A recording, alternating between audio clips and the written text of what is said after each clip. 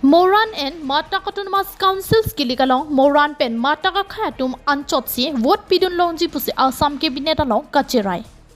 Moran and Matak Autonomous Councils kilikahut kaprek akhei atum vote pilong lelo. Moran pen Matak akhei atum an chotsi vote pilong chotpo. Bang solam the kedam tang vote signify in ko troxiar ni Assam Cabinet kang ni ahut cheparai pontang lo.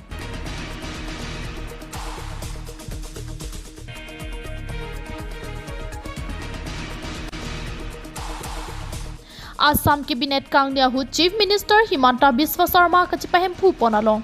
Si Moran and Matak Autonomous Councils kilikahura bangke Moran pen Matak akhei atum an chotsi vote pilong chotpo pusi cheparai ponlo. Bangso Cabinet kang ni ahut Sonia puthak cheparai ponsi pathir ponlo.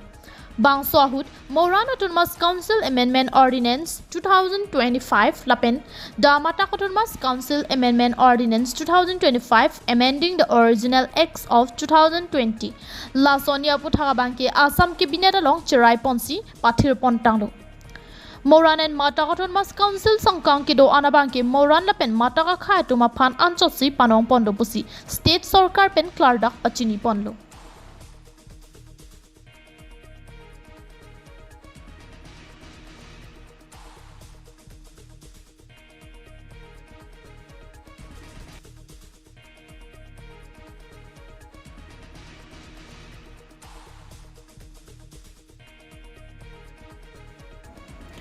Bangso hawaralong kido akaprek akhei atum anaphana bangke Bangso Moran and Matak Autonomous Council sangkang akilikalong abangke thangnat ki pidun jialam theawelo.